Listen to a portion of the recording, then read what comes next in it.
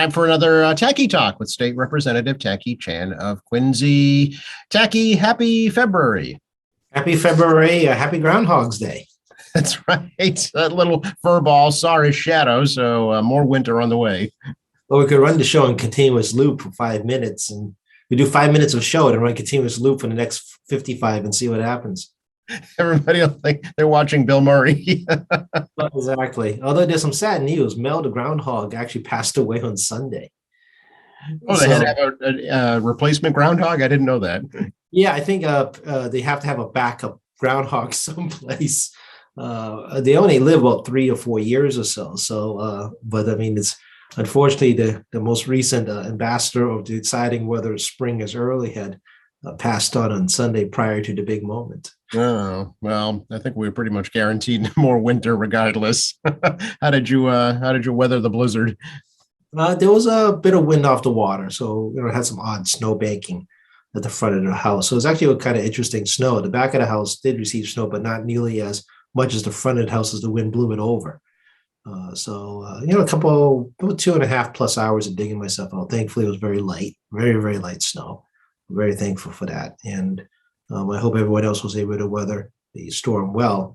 And most importantly, it seems like we were able to get through high tides in this storm somewhat okay. I'm not saying that there were no incidents of flooding or, challenged snow drifts, but it was closer to this time of the week where you get to a higher moon and closer to 12-foot tides, perhaps, and even higher if the wind's blowing just right.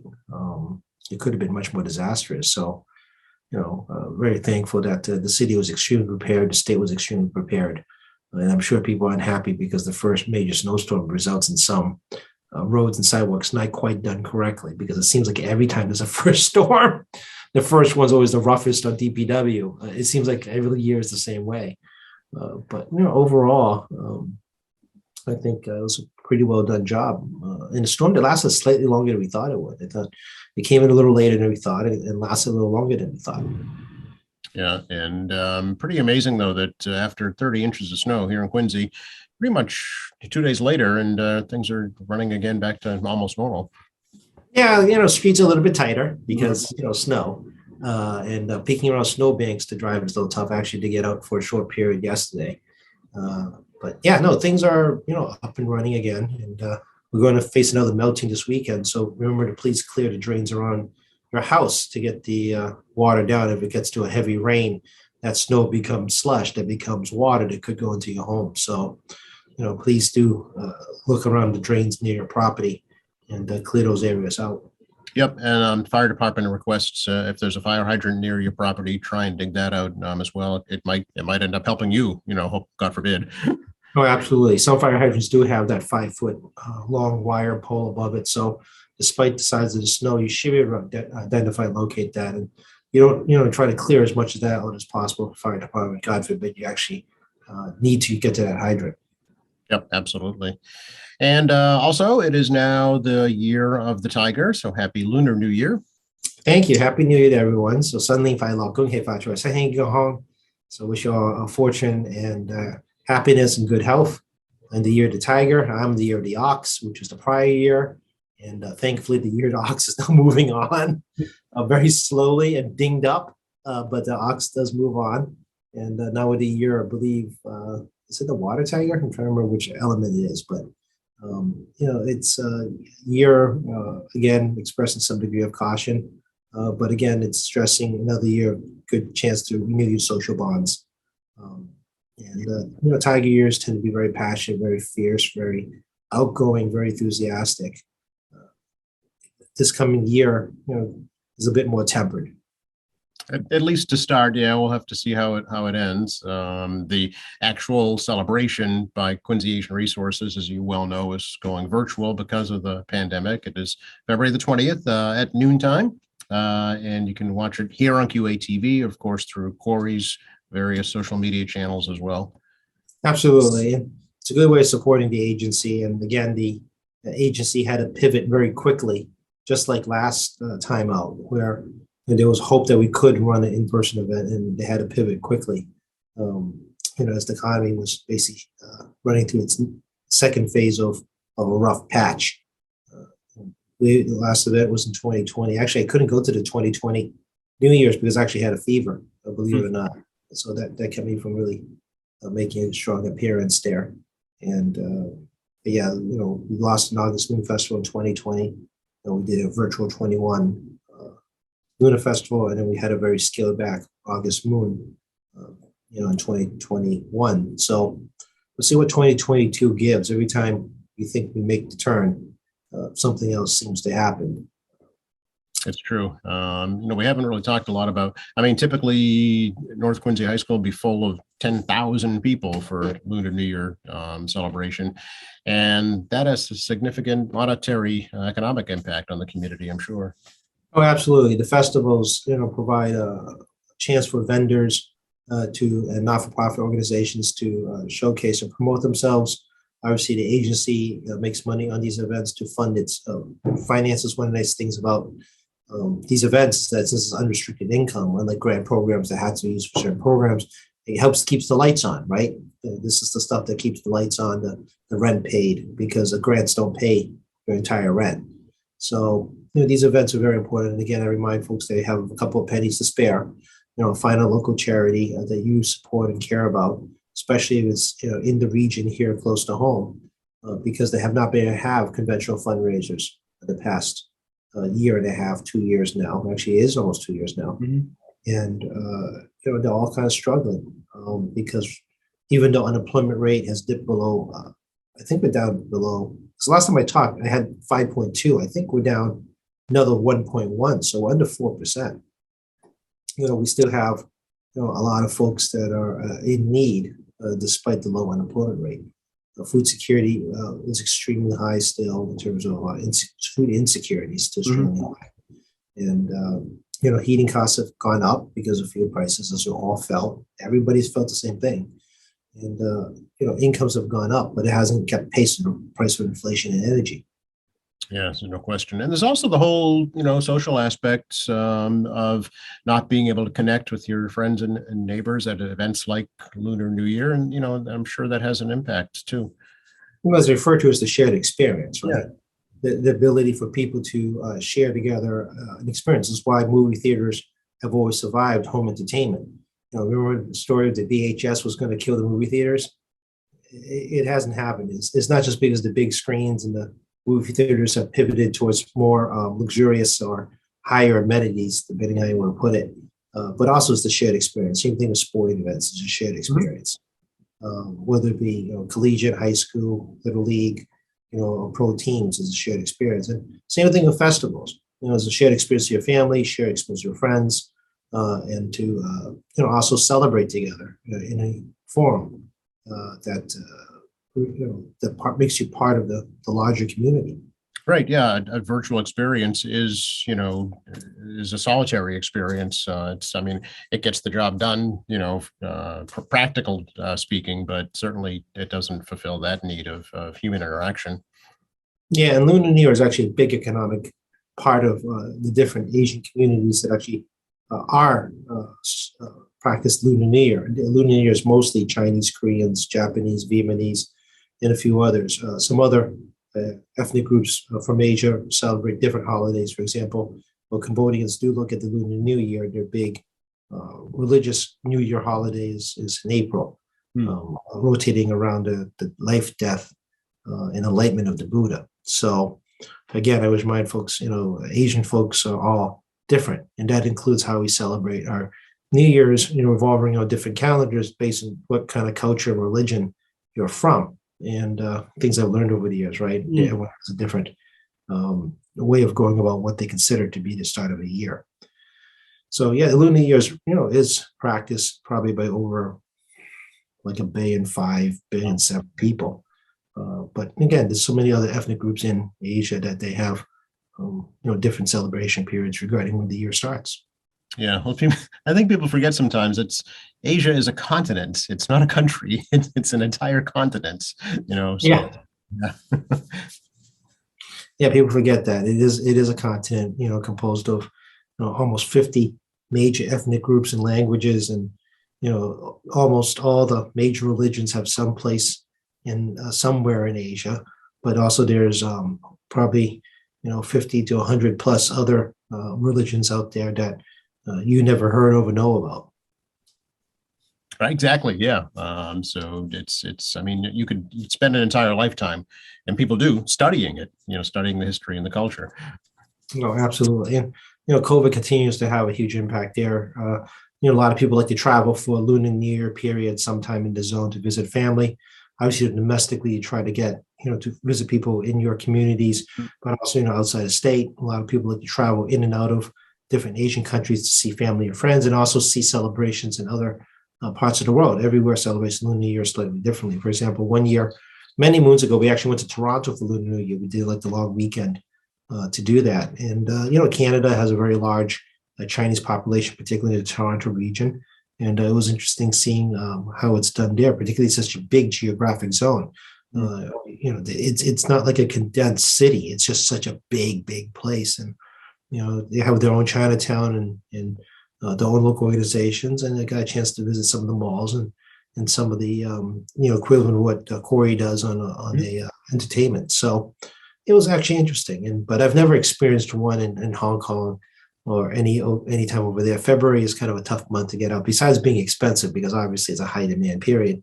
It's hard to get away from work at this time of year. The legislative schedule is how I revolve my personal life.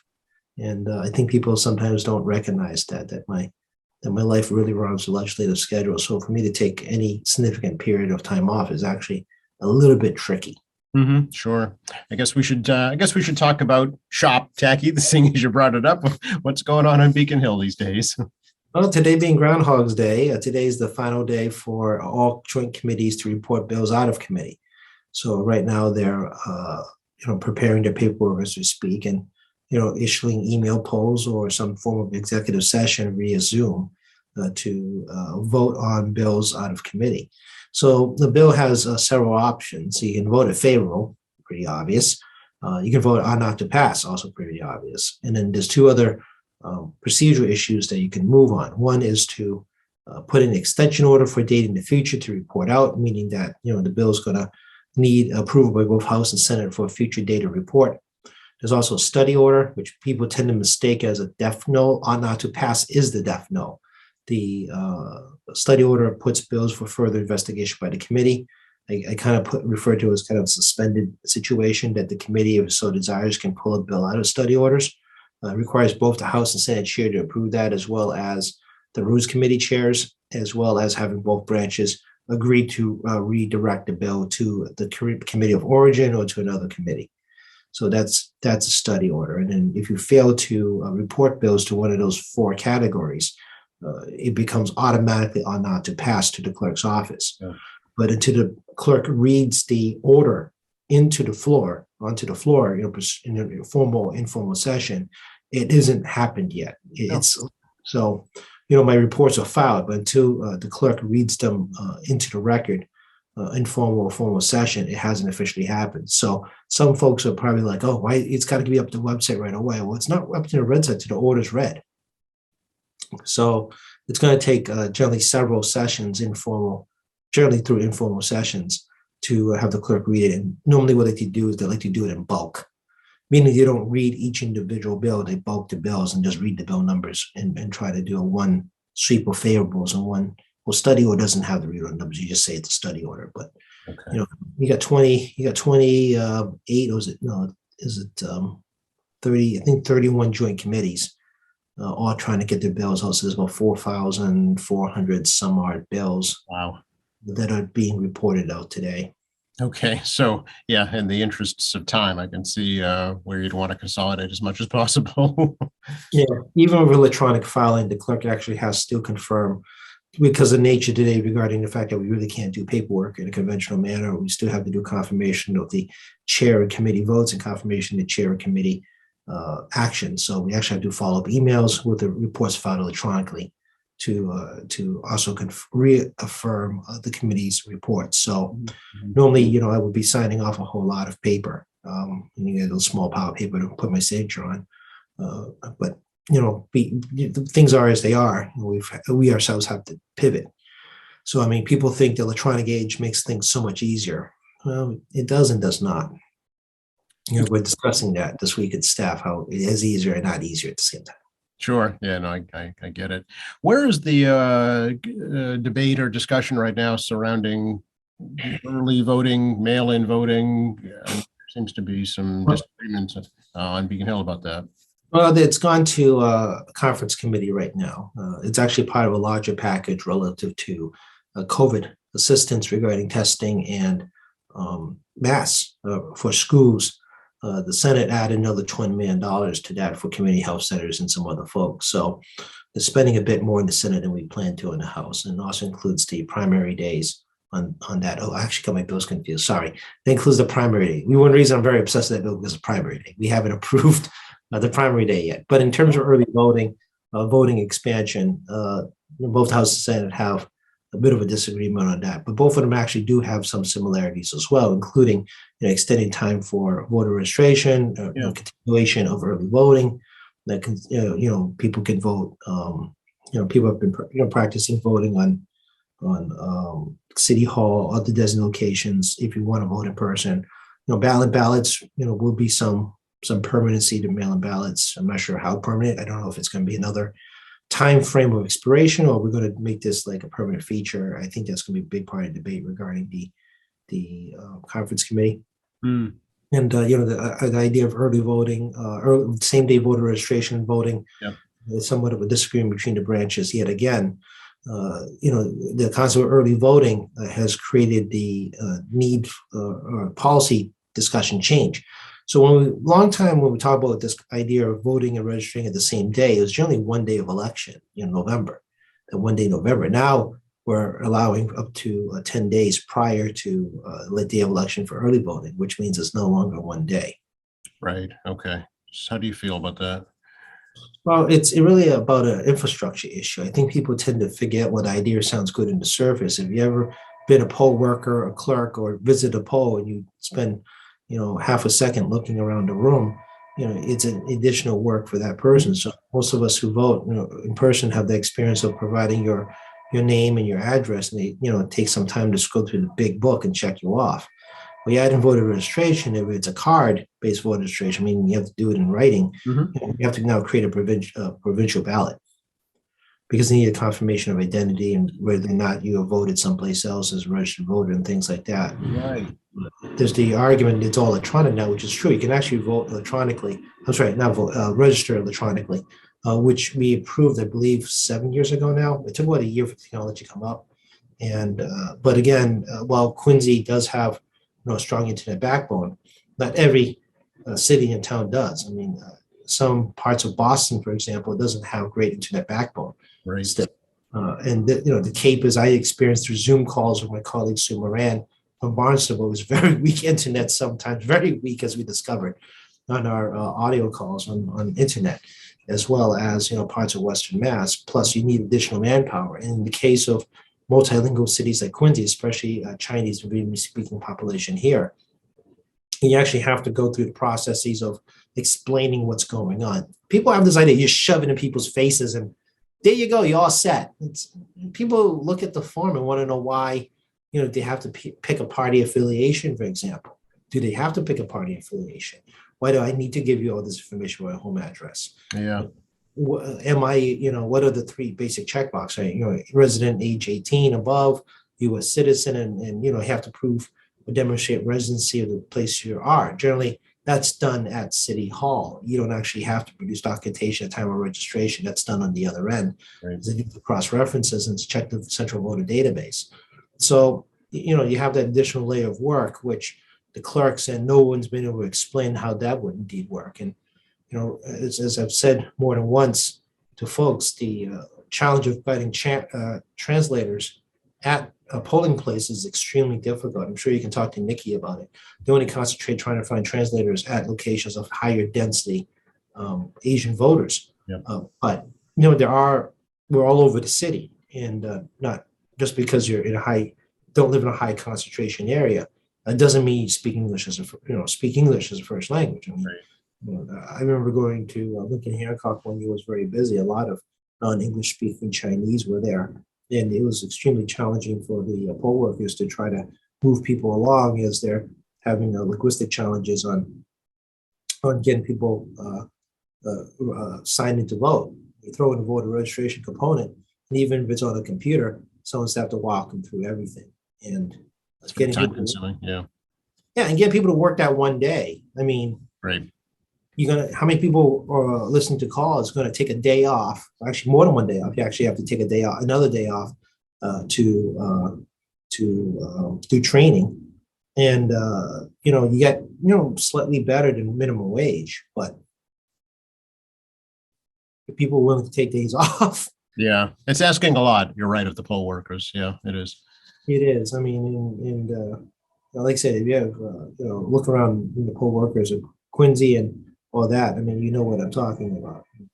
It's a legitimate practical issue. So is it Yeah. insurmountable? I don't think anything's insurmountable, but Right. you got to really talk to folks who, I mean, you want a kind of election day challenge, Hey, take a day off, folks. Get paid about minimum wage, use up a vacation day and work the polls. And it's all day too. Don't forget, they open at 7 in the morning. They close at 8 at night. So it is a long day. Yep, my mom used to do that for a while up in Atlantic Meadows. Was it Atlantic? No, Knights of Columbus, Okay. Atlantic precinct. Because she was a translator. She did it for not quite 10 years, but it was a long day for her. She did get a lunch break, but she had to get there before 7, and she had to leave. When polls closed at 8. Yeah, and typically they'll after that too for tabulation and cleanup and what have you. So it's a long day for not a lot of reward for sure. So it's a great thank you to the people that do it for sure. Oh, absolutely. I know it's 1 to 2 days a year, or 3 if it's a primary presidential election. It's a long day of work, and you got to stay alert. Yeah, so we'll see where that goes. What we didn't talk about, Jackie, I wanted to get back to is what's going on in Asia. It's the Olympics, and it's a very different Olympics this year for sure because of COVID. Yeah, the Beijing Olympics kicks off this Friday. Yep. And if it's anything like the 2008 Summer Olympics, I suspect it's going to be an incredible opening ceremony with nobody in the audience. I know. It's the greatest party nobody came to. Pretty much sums it up. And one of the arguments for Olympics is economic development, Yep. not just prestige. And it's actually going to be a very rough in China, given the fact they still practice 2 or 3 week quarantine periods. They don't recognize non-Chinese vaccines as acceptable vaccines. It's going to be very different to have a huge negative economic impact because you expect hundreds of thousands and hundreds of thousands of people from around the world coming in and out of there, plus the family of the athletes themselves. When your athletic event is done, what are you going to do, right? I mean, you're done early. You're going to enjoy the amenities of the community you're visiting, right? Right. You spend some money, this is going to be very interesting to watch. Much like the Japanese Summer Olympics. I mean, the COVID controls are extraordinarily tight. But even then, Omicron has been detected in communities around the Beijing Olympic Village. There have been Omicron detected on Beijing workers, the Beijing workers of the Olympics that are been segregated out from the Olympic population. Olympians will not be allowed in the country if they test positive. And if they somehow become positive there, they have to go to quarantine, which means that they have so-called backup Olympians. They have to be able to get on a plane at a moment's notice to fly out there and probably participate as soon as you get off the airplane. Right. This is pretty wild when you think about it. But I mean, the Olympians are shut off from Beijing. I believe NBC is going to announce the entire things from the studio in New York. It is time delayed, folks. So, you don't really get to watch many live events because of the 13-hour time difference. But like the Summer Olympics is going to be extremely, extremely different. And also there's a warning from the Chinese government not to make political statements. From the Olympians cannot make political statements while they are, I don't know what the consequences will be, but most people, do realize that the Olympics have been a forum for political statements in the past by many different folks, whether it be on the podium or through interviews with the local media or the international media. And was it last Summer Olympics? They had a individual from Belarus who sought asylum in Japan. Yes. So, I don't expect anyone seeing asylum in China. However, given a lot of the news regarding human rights issues in China, the democracy crushing in places like Hong Kong and Myanmar, in Thailand, and some other places of unrest. Maybe not Olympians will make a political statement. I don't know yet, but it'll be interesting to see how it's handled. If it does, the international media will be watching very closely. Yes. Yeah. Oh, yeah. No question for sure. And it's great local politics too. I mean, Xi Jinping is looking for his record third term as president coming up this fall period, and a successful Beijing Olympics and a greater control over COVID and continuation of economic development were keys for him to win the approval of the Congress. And it is the Congress that elects the president over there. So, if there's any, failures in the Olympics or COVID spread or economic fallout, just like any other place, the world that has some kind of electoral process, well, they don't have direct elections. The Congress will take note and, maybe decide they want to change leaders. Mm-hmm, mm-hmm. Yeah. Seeing as we're on the topic of international issues, what do you think about the Russia-Ukraine situation now? Well, U.S. planes have moved into NATO allied countries, and we have standby troops. And it's, you look at 100,000 Russian forces and you think, 8,500 U.S. troops doesn't sound like a lot, but don't forget, you got the strength of the NATO allies in Ukraine, and the fact that we have enormous technical support to any friendly countries that we want to provide technical support to. And I have to be honest, I still think we have the best military equipment on the planet. Technology on the planet is still best in this country. So, one soldier is probably better equipped, total equipment wise than any other soldier on the planet, in my mind. But that being said, again, Ukraine is not a NATO ally. It is a NATO friend. Big difference, obviously. Right. Yeah, right, not an ally. And billions of dollars of military hardware has been sent into Ukraine. And the fact that the former president of Ukraine has made an appearance there, is an interesting part that's kind of been lost in the news somewhat, because he was a pro-Russia person that basically told Putin, go ahead, take Crimea, and the whole eastern side of my country, essentially what they did. And he got run out of there for doing that. But he's made a reappearance. So, watch some international news. It'll be intriguing to see if there's an attempt at an internal political coup in the midst of all this as well. I think there's a lot of moving parts here that we're not seeing from the U.S. media standpoint. But, is there a war or not a war? I don't know. But I will say that the idea is to create a deterrence for a potential invasion if you put enough out there, that between economic sanctions and personal sanctions against the oligarchy in China, and not China, in Russia, the oligarchy. Actually, they are talking about sanctions in China's oligarchy too. But, the Russian oligarchy put some sanctions up and then, put a massive force up as a deterrent.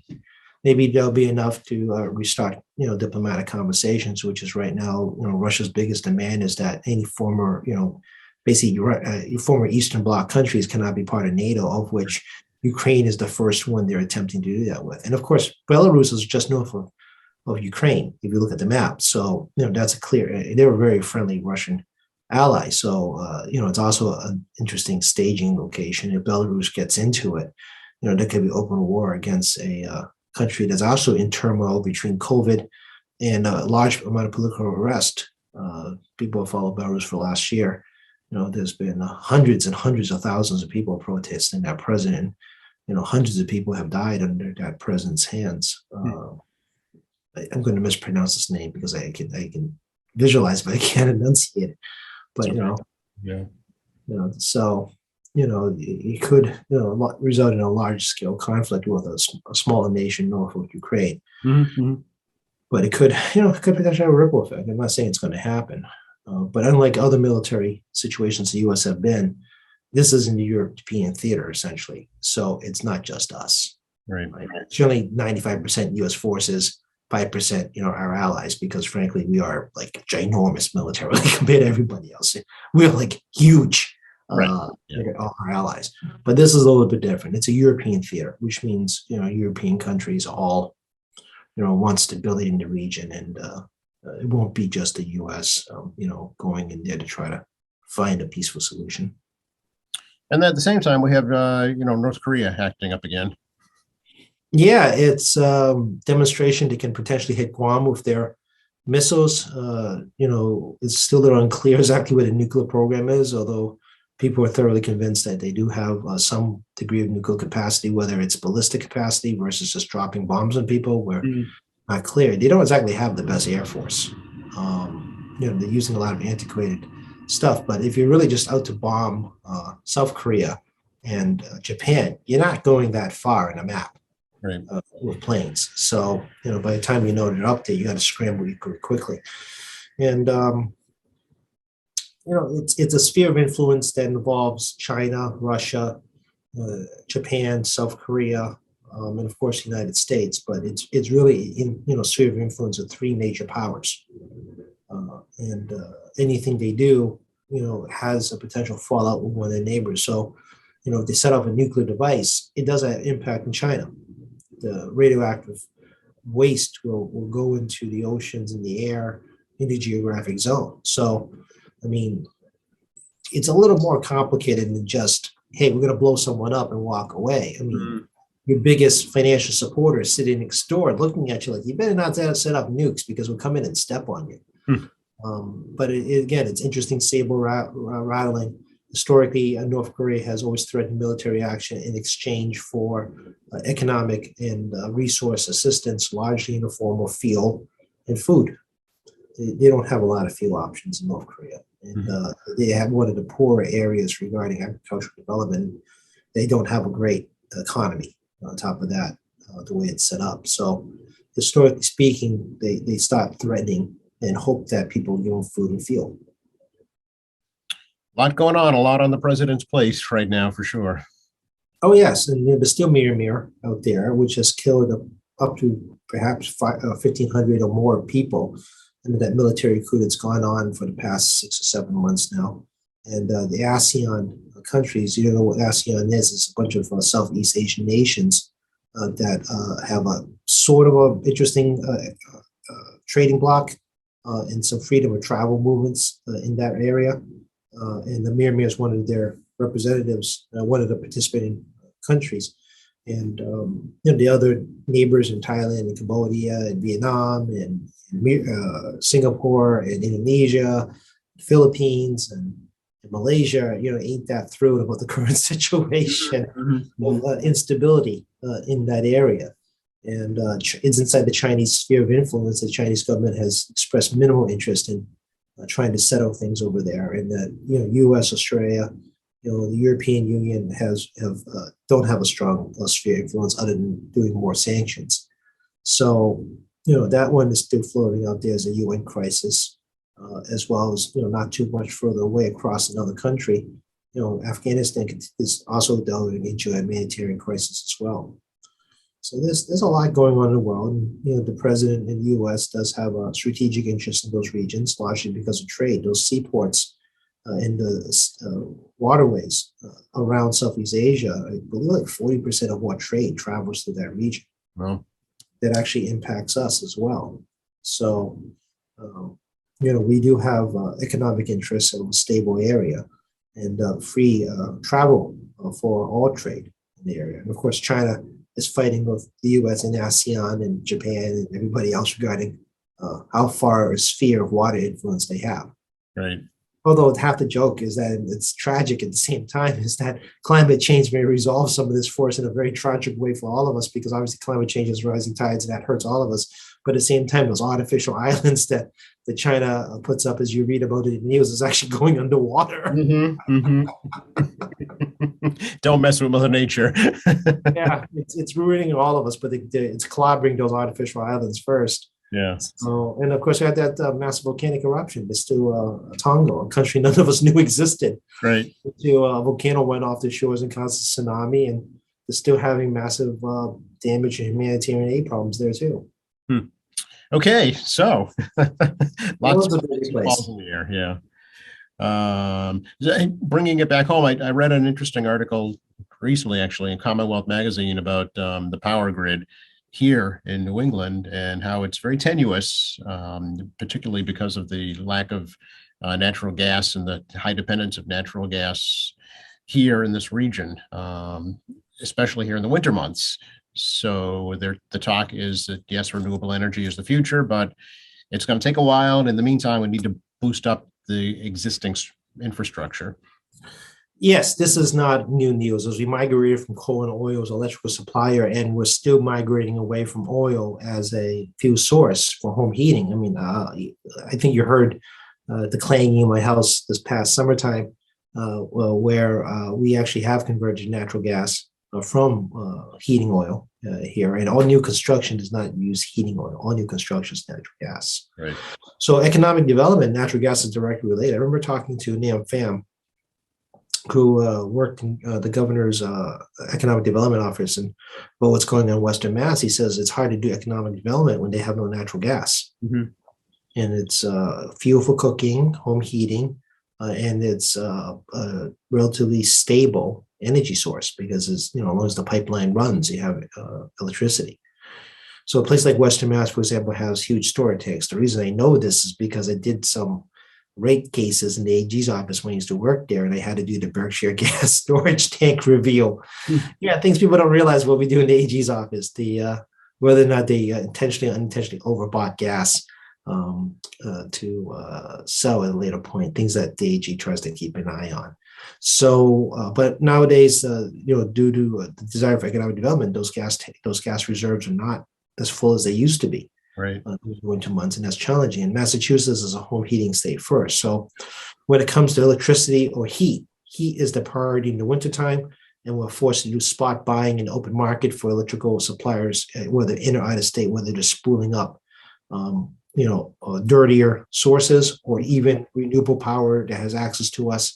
They do 15-minute spot bids and it spikes the power prices really quickly. So even if, let's say, we decide to get hydro windmill from out of state on spot power, since there's a bid process, they're going to charge ginormous money, equally ginormous as if it was going to be fossil fuels. It's just who can get us the power the fastest. The grid system is old. I do remind people the electrical grid system is old. It does need upgrades up and down the whole system, not just the wires in front of your home, and that's paid out of your electric bill. And people do not want to pay more money. If you don't pay more money, you're not going to have new infrastructure. It isn't complicated because when the rates are fairly not moving much, meaning they do go up, but they're not spiking huge, that isn't covering the cost of new capital. And when it comes to gas pipeline issues, we are at the end of the line. So I am aware there's a Halifax offshore LNG, liquefied natural gas pipe port there. The other one in the area between Halifax and next one up is actually out of Everett. Once you get past Everett, there's really nothing left. Right. Offshore gas coming onto the New England and Canadian region. That leaves you only gas pipelines coming in from the south in Tennessee. I'm trying to remember these maps off the top of my head now, as you can tell. It's been a long time since looking at one of these energy maps. I mean, that leaves you the Tennessee pipeline coming up. So since, Quincy in particular is literally at the end of the line, everybody else from the states going up suck down the gas before we do, and they have to keep putting more gas in the line to keep pressure high enough so it gets to your home here in Quincy. Right. As we want to do more economic development, housing, and growth, it's going to eat more gas, which means that it's going to, cause more transmission line needs to keep pumping it heavier to try to meet the demand. And there was talk about putting another transmission line coming north into northern western part, Canadian Vermont border section, and huge resistance to that. And ultimately, they couldn't get the utility companies in New England to buy into that project to build that line out, which leaves them gas deprived. And folks are like, well, you can always truck it in, which is true. I mean, you can go to Everett, get to the big tanks, and just keep trucking around the state, but it makes it even more expensive and also environmentally not viable. It's economic and environmentally not viable because now you got trucks on the road, which just adds to greenhouse gases, and we're trying to get natural gas, which is going to have the additional price of transport, which doesn't help customers or businesses. Right. So, our renewable power options are available, but they're still years away. The pipeline, the transmission line that needs to be built from Maine to Massachusetts for Hydro-Quebec has, again, been held up by Mainers who doesn't want to do it because they don't perceive a lot of economic benefit, even though all the jobs are going to be in Maine. And the windmills are going up slowly but steadily, but it's not one ginormous windmill that's going to matter. It's hundreds of ginormous windmills are going to matter. Right. That Yeah. takes time when you're building them in the ocean, trying to find solid bedrock. And as we all experience, nor'easters do like to come through here. And faster wind does not mean more power. As I say, you got to have the sweet spot, the perfect zone of wind where it spins at a steady rate to create power well. So, major storms and these giant windmills doesn't mean more electricity for us. Right. They actually cause damage to the generation system. Right. Sometimes they have to shut them down if it's too windy, actually. Yeah. Yeah, because we burn out the turbines or cause the windmills to rip off. So you're actually better letting them loose. Depending where you are, sometimes you're better off letting them loose and let them spin crazy ass, so to speak, and not let them burn up the turbine. So you're going to have to lock them in place. Like I said, it's one case by case. Yeah. Yeah. Does it open up the door for nuclear again, do you think? No, people are just afraid of nuclear. I mean, let's just call it what it is. People just don't like nuclear. They're afraid of nuclear, even though nuclear technology has gone a long way regarding reusing old uranium. You can actually start reusing uranium for 100 more years and more. The French have been doing it constantly. French and other European countries have been nuclear for a long time with no incidents whatsoever. But people remember Chernobyl, 3 Mile Island, the movie, Andromeda. There was the Manhattan Project was the movie. Yes. In the 70s that freaked everybody out. And Fukushima was an abnormality. Yep. Because of the tidal wave. I mean, Right. that was a 8 point whatever earthquake and Yes. tsunami. So that was an abnormality. But nuclear power plants for the most part has not been subject to terror attacks and highly regulated. And other than 3 incidents in that time, of which there are almost no deaths really immediately. However, Chernobyl has long-term effects because of the different way that was a very different type of nuclear meltdown compared to 3 Mile Island, but very low danger rate in terms of history. It is dangerous, but I mean, historically, there's been minimal. High startup cost to build, low energy over time because it has longevity. So it costs a lot to build one, but over time, as you're paying off the construction costs, your bills actually stabilize and go down because it has a 50 plus year lifespan. So, part of energy generation is not just building it, is how many times you replace it. And things like big windmills are relatively new technology. So what is the long-term capital cost? Like, gas fire and old dirty coal and oil dirty coal plants, they had a lifespan of 50 to 75 years for a plant. Once you pay those initial costs for capital early on, the capital cost kind of stabilizes over time as a predictable, but we still don't know what those capital costs on windmills and solar panels and whatnot. Hydro, we know. Hydro been doing a very long time. We know what the capital costs are, right? Yeah. At Hoover Dam, right? The dams in Quebec, Yep. long time. So we do know what those capital costs are going to be. They're fairly predictable to the customers and what they're going to have to pay to help keep those facilities upgraded. But like I say, it's still unpredictable. We don't know. It's very new ground. We're still playing, and I know the technology has been around a long time, but the scale we're looking at is so big, particularly the windmill project. Time will tell. I can't predict what it's going to look like, and I don't think people can until a Category 2 hurricane runs through, right? Yes. Yeah. Not if, when, exactly. Yeah. So no, nuclear. People don't like it. We are actually approaching the end of the hour, believe it or not, already, Tacky. But good time to let folks know how to get hold of you. 617-722-2014, 617-722-2014. Just give us a ring and mash a button, as I like to put it. You can always email me at tacky.chan@emmahouse.gov, tacky.chan@emmahouse.gov. I don't know why I spelled my name, because you guys have it at the bottom of the screen. It's like silly of me. It's like after almost 2 years, I'm realizing I'm still spelling my name. Oh, no, it's okay, because this is an audio program also, so it's good for you to do that. Oh, so the people that can't see me, we probably should keep that. We probably shouldn't let people see us. It's probably better off. As I always said, I had the perfect face for radio, so. Given my poor haircuts, I think I do too. You guys can watch my last executive session on my State Representative Tacky Chan Facebook page if you want to see my last executive session, still recorded there live. And TackyChan.org is in the process of a facelift as we update information regarding local services. And we're working on that right now. So please always get to me. My email box have been settled down a bit. The last month has been a flurry of emails from people who want the committee to report bills favorable or unfavorable, depending on what side of the fence you're on, as both constituencies and out of Quincy folks, because I'm a chair, are asking for this favorable or unfavorable on bills that were sitting before my committee. So my email box is calmed down for now until we get to the budget. Once we start budget process, All bets are off. Yeah. all bets are off. We're back to 300 emails a day. Yep. Everybody wants a piece of the pie. Sure. Not including the junk mail box they have to look through, because sometimes stuff ends up in junk mail.